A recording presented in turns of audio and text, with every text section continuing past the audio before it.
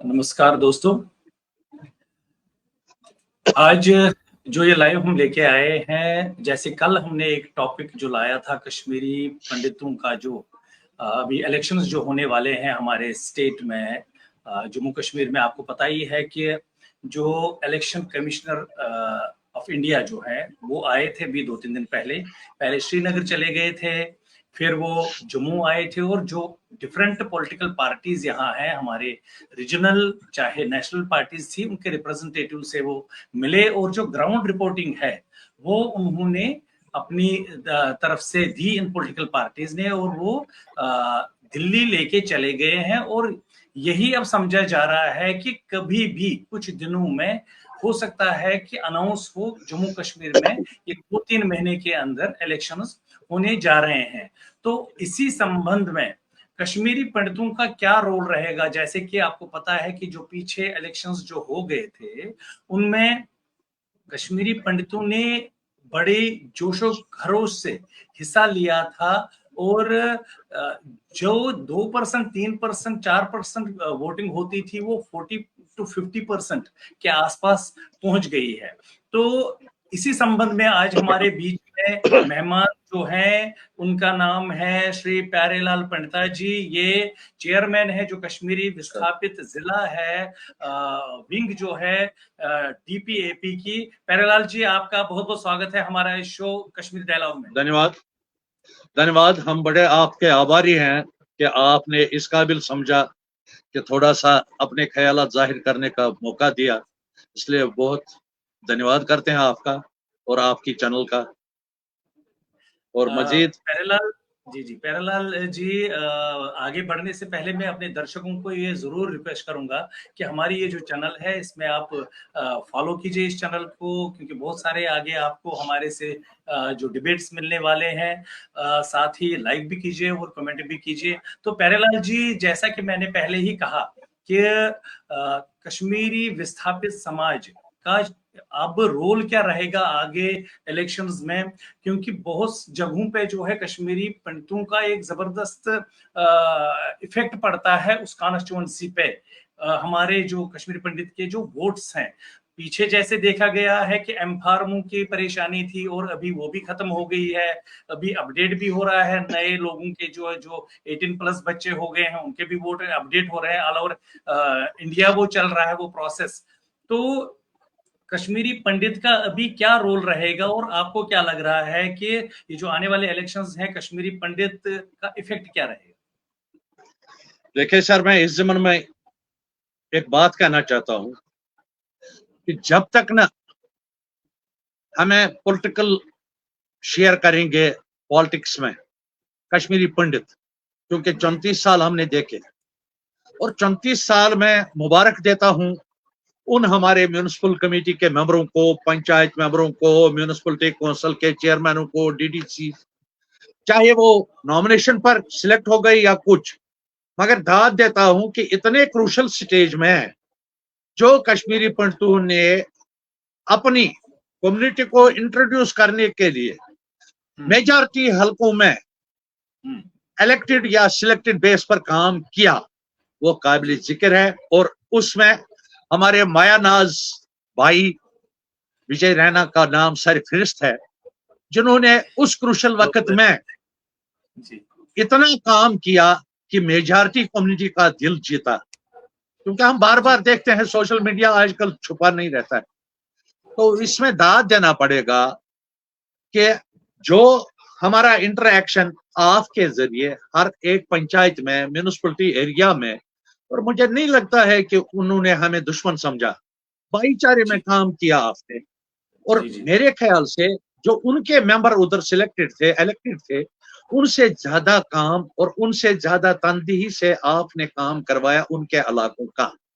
क्योंकि हमारा तो कोई इलाका नहीं, आप तो गए वॉलंटियरली काम करने के लिए उनके इलाकों का, और जो मेजॉरिटी का दिल आपने जीता, जो एक ब्रिज बनाया आपने, उस ब्रिज को रखवाली करने के लिए मेरा कहना यही है कि हमें पॉलिटिक्स में भी इतना शेयर बढ़ चढ़ कर लेना चाहिए और वोटिंग में कि हमारा जो मेजॉरिटी के साथ तालमेल रहेगा वो ज्यादा बढ़ना चाहिए, और उसका जरिया एक है इलेक्शन में वोटिंग करने का। जी जी जी क्योंकि क्योंकि मैं पॉलिटिकल पार्टी से J&K स्टेट का आजाद साहब ने हमें सहरा दिया है, कश्मीरी डिस्प्लेस्ड पर्सन का, और फ्री हैंड दिया है। मीडिया भी जी और प्रिंट मीडिया भी और सोशल मीडिया भी हमें फ्री रखा जी। है उन्होंने।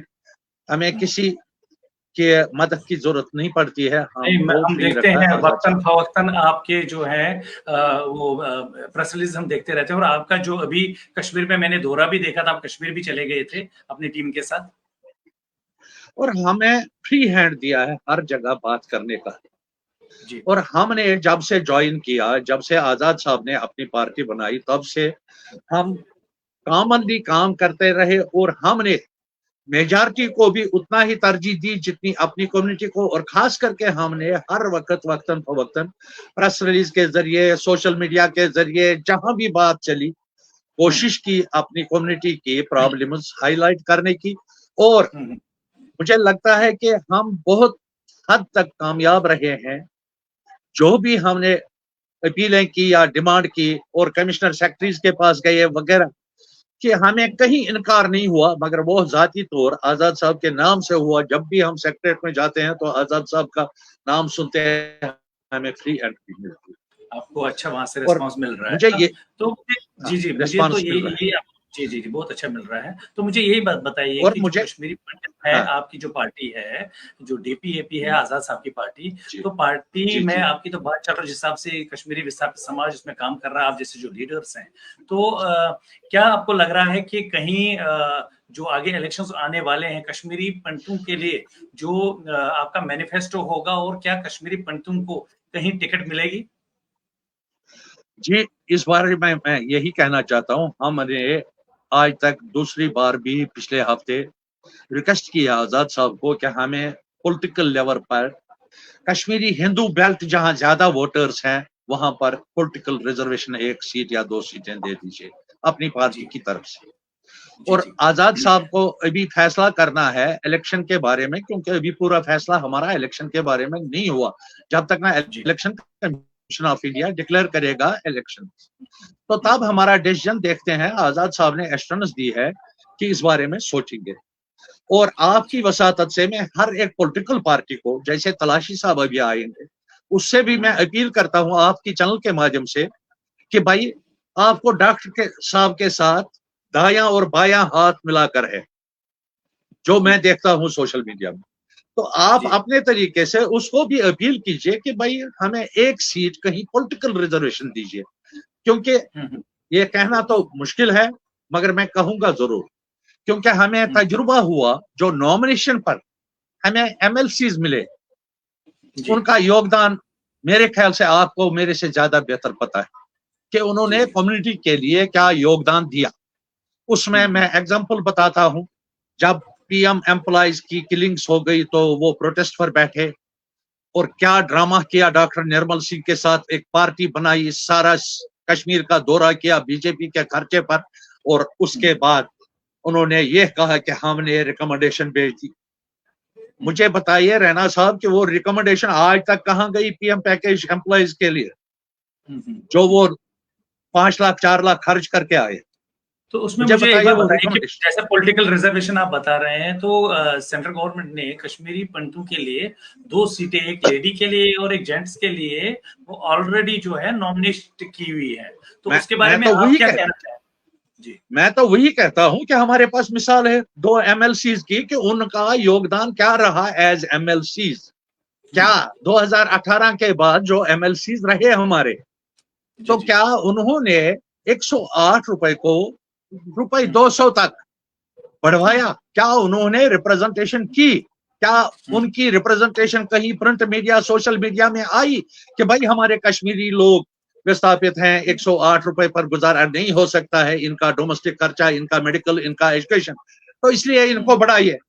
मुझे नहीं लगता है कि किसी जगह उन्होंने आज तक पहल की कि हम हमारे अनाउंसमेंट कीजिए। क्या वो क्योंकि उनका रजिस्ट्रेशन था एज एमएलसी, वो मोदी साहब से डायरेक्ट और होम मिनिस्टर साहब से डायरेक्ट बात कर सकते थे, मगर बदकिस्मत ये है कि उन्होंने ऐसा रोल अदा नहीं किया कि उनका अप्रोच डायरेक्ट बढ़ता होम मिनिस्ट्री तक या कहीं।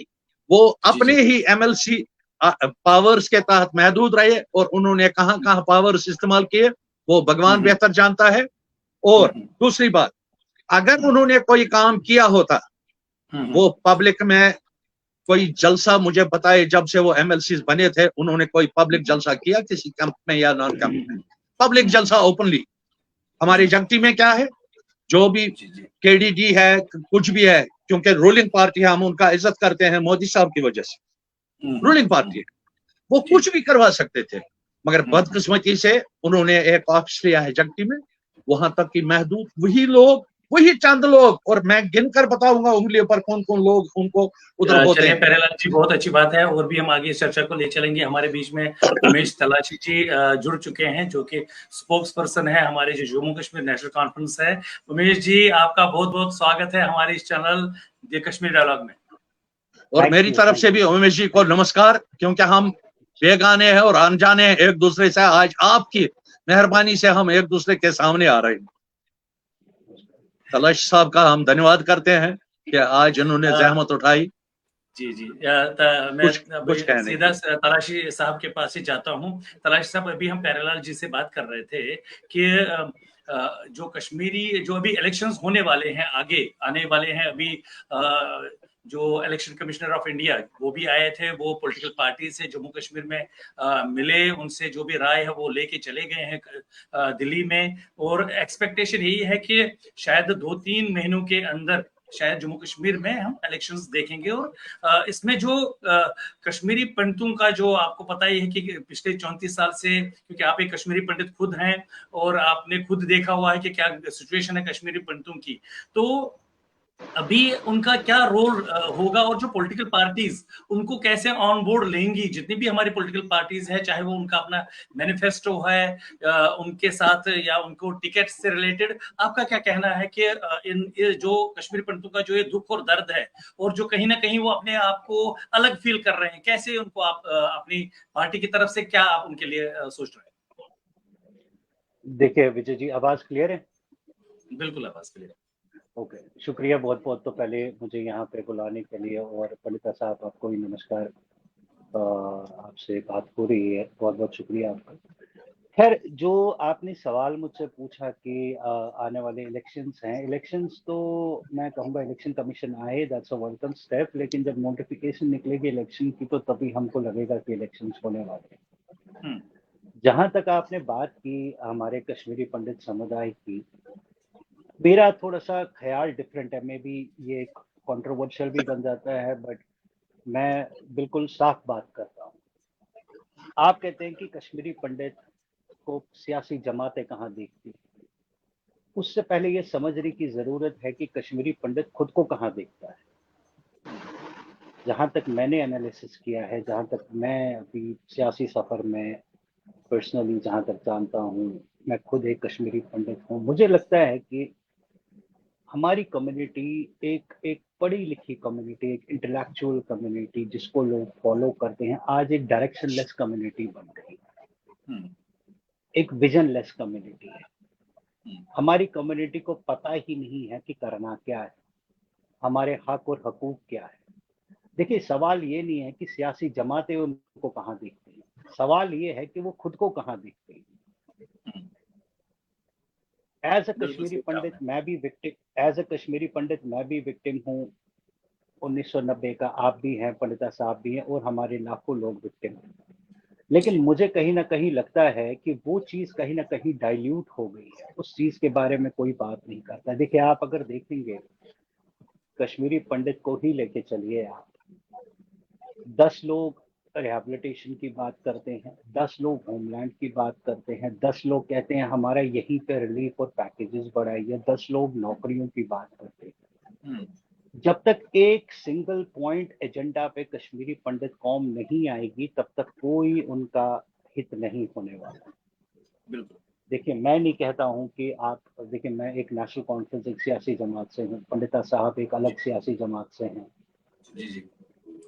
देखिए, हर सियासी जमात अपना अपना मंशूर लेके चलती है और ऐसा नहीं है कि कश्मीरी पंडित्स को कहीं ना कहीं इग्नोर किया जाता है। कश्मीरी पंडित्स को हमेशा हम क्या मतलब हर कोई सियासी जमात काउंट करना चाहती है, लेकिन मुझे जहां तक लगता है कश्मीरी पंडित खुद को ही काउंट नहीं करवाना चाहते।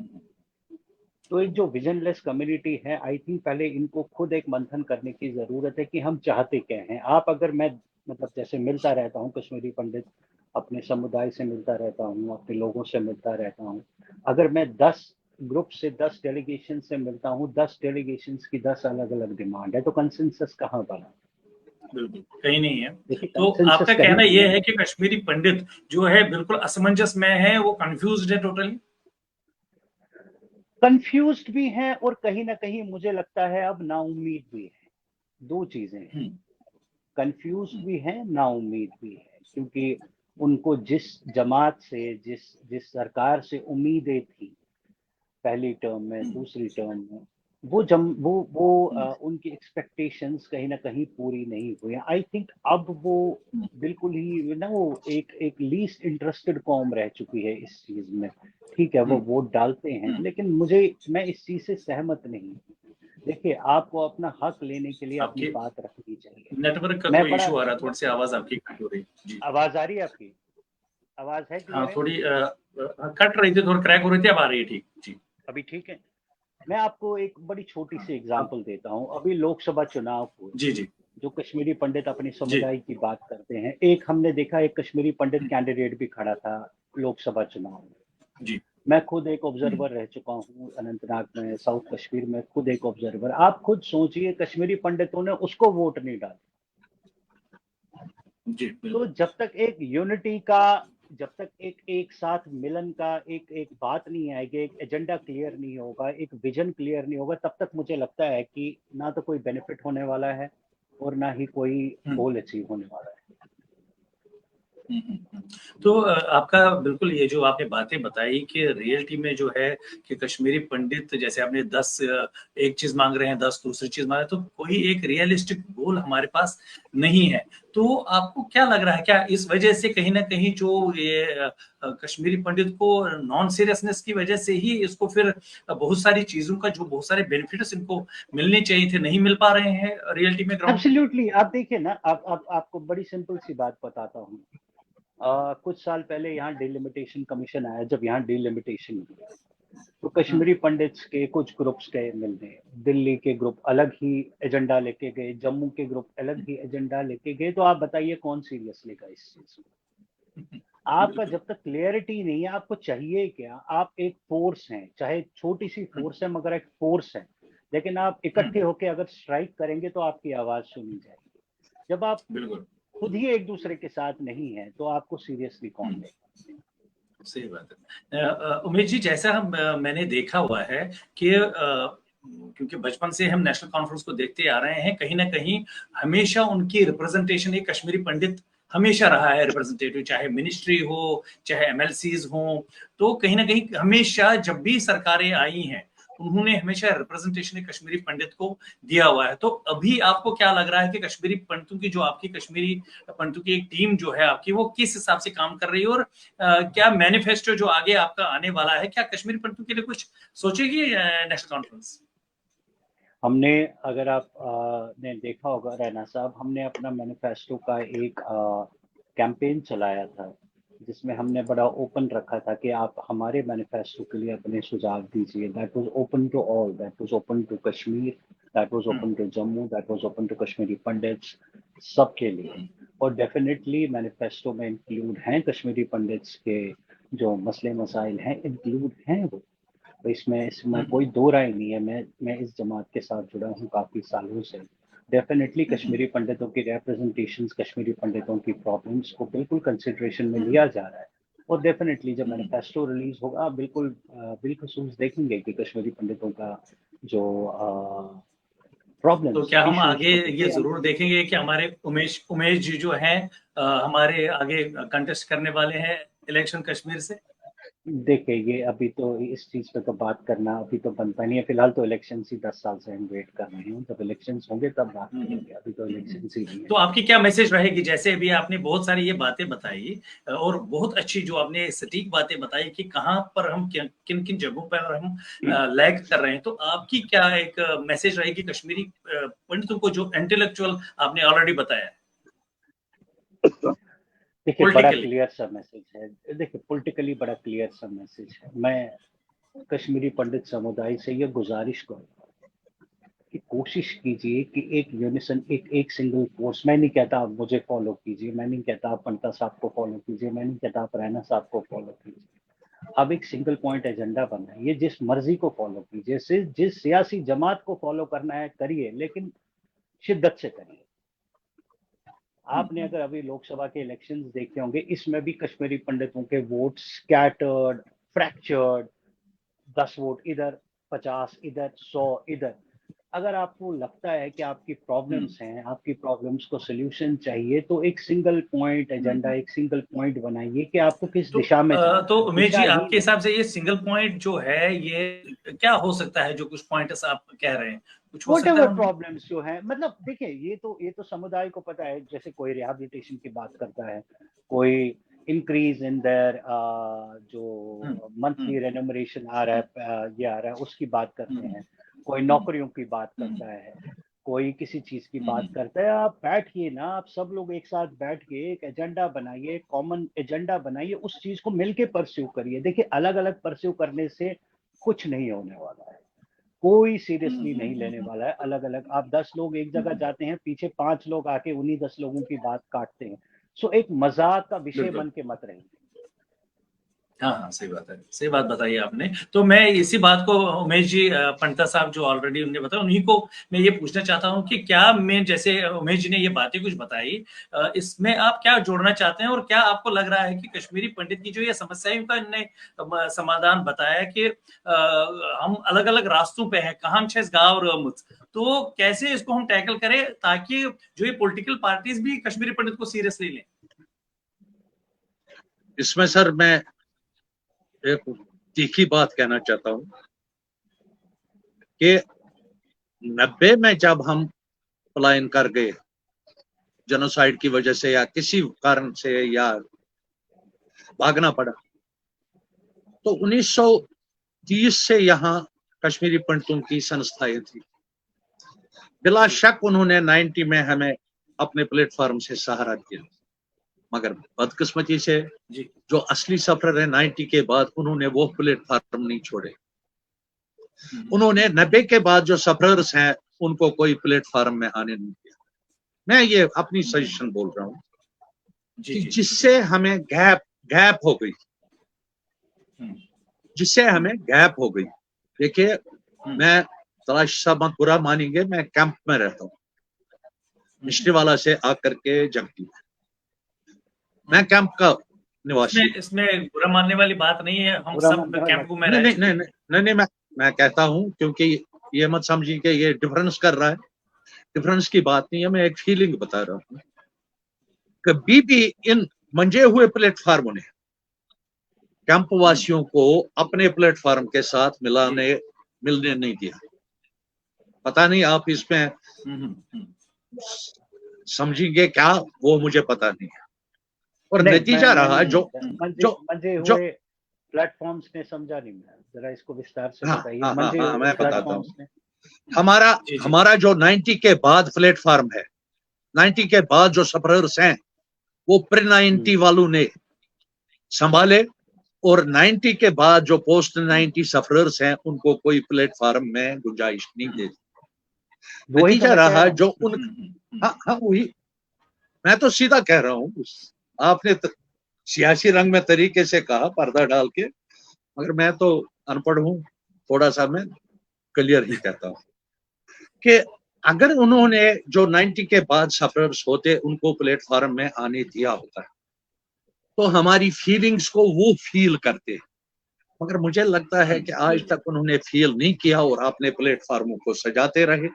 और उसमें मिसाल है ज्यादा दिल्ली बेस्ड जो कभी माइग्रेंट हुए नहीं थे, जो 1945 में 48 में 50 में माइग्रेंट आए थे, उनको ये फीलिंग नहीं है क्योंकि वो लग्जरियस लाइफ वो बिल्कुल टोटली सेटल्ड हैं, चाहे आउटसाइड जम्मू या इनसाइड जम्मू, उनको वो फीलिंग नहीं है जो 90 में हमने देखा। लेकिन पंडिता साहब अब पिछले 8-10 सालों से सोशल मीडिया का जमाना आया है, तो हमें उन चीजों को अब, क्योंकि आपको पता ही है, मैं देख रहा हूँ बहुत सारे जो वो लीडर थे वो आहिस्ता आहिस्ता वो अब आउट ऑफ स्क्रीन जा रहे हैं, और जो यंगस्टर्स हैं, तलाशी साहब जैसे यंगस्टर्स आगे आ रहे हैं, आप जैसे जो पॉलिटिकल लीडर हैं वो आगे आ रहे हैं, आप लोगों को प्लेटफॉर्म मिल रहा है, ऐसी कोई बात नहीं। वो तो इन्हीं यंगस्टर्स की बात है जिन्होंने उनको तसल्ली दे दी कि भाई आप इस काबिल नहीं हो। जो 90 से पहले का जमाना था वो हमारे लोगों के लिए नहीं है जो 90 के बाद आए। तो हमारे तलाशी साहब जैसे लीडरों ने उनको, अभी हम इसको समअप करेंगे कि जो ये हमने बातें यहाँ की, इसमें मेनली ये चीज जो तलाशी साहब ने बताई है, आपने भी उसमें अपनी बात रखी कि कहीं ना कहीं कम्युनिटी में अलग अलग ग्रुप्स हैं जो एक सर्टन जो हमें बहुत इंपॉर्टेंट जो गोल है, चाहे वो रिहैबिलिटेशन का हो, चाहे वो बेरोजगारी का हो, चाहे वो जो सोशल असिस्टेंस गवर्नमेंट की तरफ से हमारे विधवाओं को या गरीबों को मिलना चाहिए उनकी तरफ हमारा हो, तो कहीं ना कहीं कुछ ऐसी परेशानियां हैं। तो मैं फिर से लास्ट में उमेश जी आपसे यही कहना चाहूंगा कि कोई बात अगर आपने अपनी तरफ से रखनी हो अपने समाज के लिए जो इमीडिएटली उसको ज़ेरे गौर गवर्नमेंट ने रखना है, तो वो प्लीज बताइए आप।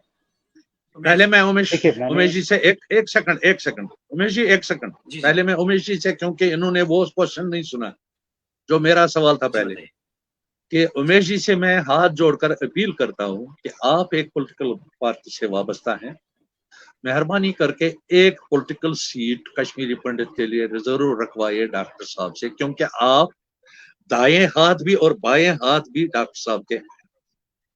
जो मैंने आज तक देखा, ये जानते नहीं है मुझे, मगर मैं देखता रहता हूँ, इसको बड़ा कीनली देखता हूँ।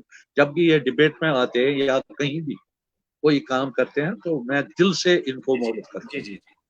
तो बिल्कुल, जो मैंने आपको पहले ही कहा कि इनसे मैं अपील करता हूँ कि एक या दो सीटें जहां कश्मीरी हिंदुओं का वोटर बेल्ट होगा, उसमें एक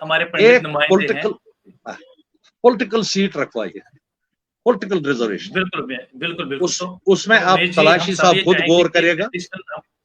जी तो उमेश जी आप जो इसमें खुद गौर करेगा तलाशी साहब, इस पे भी आप बात कीजिए, और दूसरा जो है अपनी तरफ से मैसेज क्या देनी है अपनी कम्युनिटी को वो जरूर बताइए। मैसेज तो बड़ा सिंपल सा है कि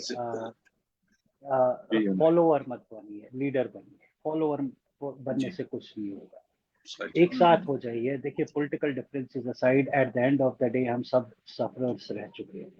आप सबको मेरी पॉलिटिकल एफिलिएशन से प्रॉब्लम है, पंडिता साहब की पॉलिटिकल एफिलिएशन से problem, but at the end of the day हम सब सफरर्स रहे हैं। हमारा एजेंडा एक ही है, सब चाहते हैं कि वापस अपने वतन वापस चले जाए, या जो हमारे बच्चे हैं वो अच्छे से सेटल हो, जो रोजगार है, जो स्कीम्स हैं वो मिले।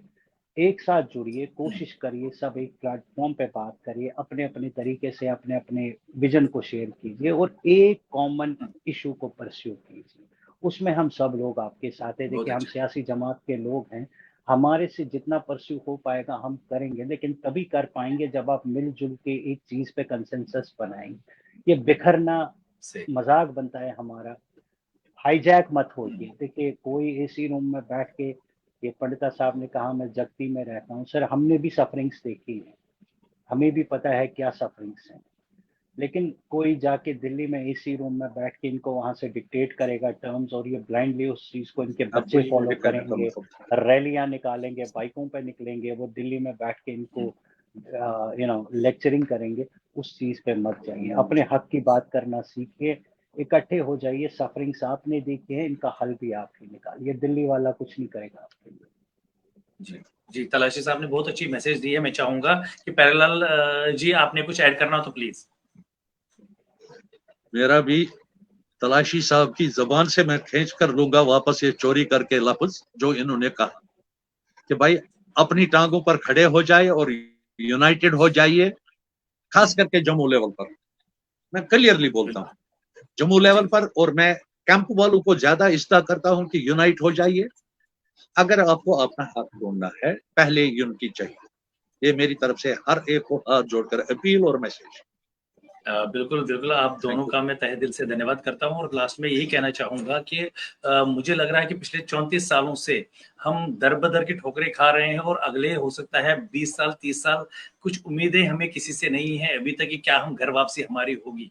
लेकिन इसी उम्मीद के साथ जो हमारे जो आज गेस्ट स्पीकर्स थे तलाशी साहब और पंडिता साहब कि जैसे हमने कहा कि आप यूनाइटेड होइए, अपनी टाँगों पे खुद खड़े हो जाइए और कम्युनिटी के लिए सोचिए कि एक 1 गोल, 2 गोल या 3 गोल उन पे फोकस करके आगे बढ़िए, बिखरिए मत।